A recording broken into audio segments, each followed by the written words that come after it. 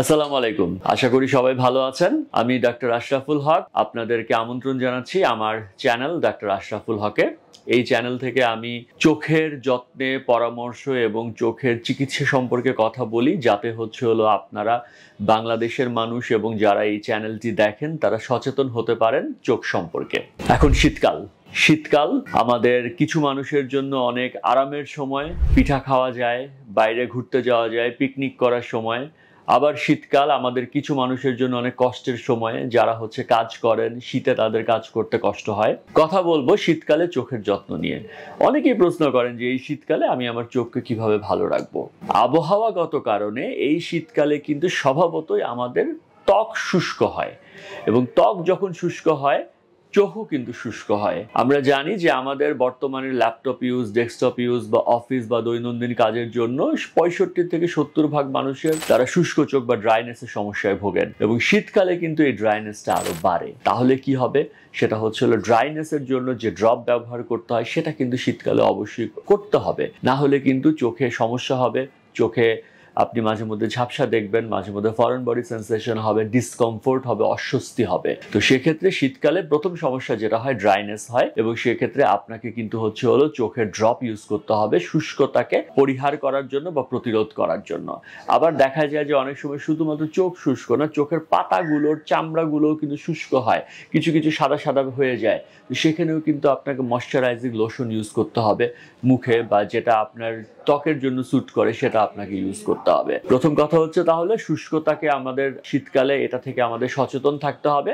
দ্বিতীয় জিনিস শীতকালে আমরা কিন্তু জানি যে আমাদের আশেপাশে ধুলাবালি অনেক বেশি থাকে। তো সেক্ষেত্রে কি হয়? অ্যালার্জির সমস্যা হয়, ডাস্ট অ্যালার্জি হয়।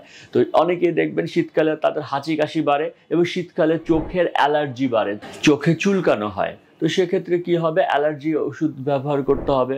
অনেকে দেখা যায় শীতকালে হাঁপানির সমস্যা থাকে, সেই ক্ষেত্রে তাকে হাঁপানির ওষুধ যেমন আপনি ব্যবহার করবেন, সেই সাথে চোখের অ্যালার্জি ড্রপও ইউজ করবেন।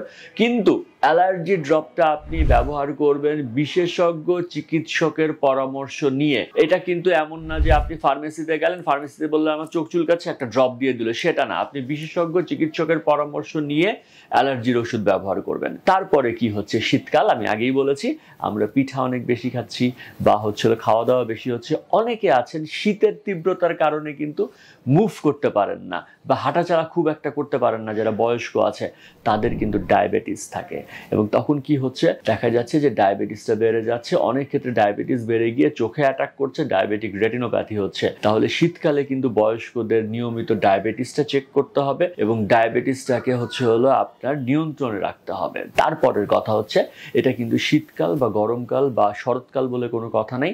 যাদের চোখে গ্লুকোমা আছে, বা যাদের চোখে অন্য কোনো সমস্যার জন্য আপনারা চোখের ড্রপ নিয়মিত ব্যবহার করছেন, শীতকাল এসেছে ড্রপ ব্যবহার না করলেও চলবে, সেটা কিন্তু বললে হবে না।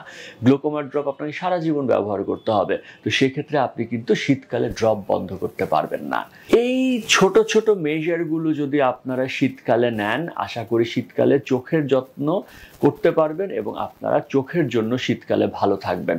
তাহলে শীতকালে কি নাম্বার 1, ড্রাইনেসকে আমার কন্ট্রোলে রাখতে হবে। শীতকালে ড্রাইনেস হয়, সেটা ট্রিটমেন্ট নিতে হবে। শীতকালে অ্যালার্জি হয়, চোখের অ্যালার্জি হয়, অ্যালার্জি কনজাংটিভাইটিস হয়, সেটা চিকিৎসা নিতে হবে।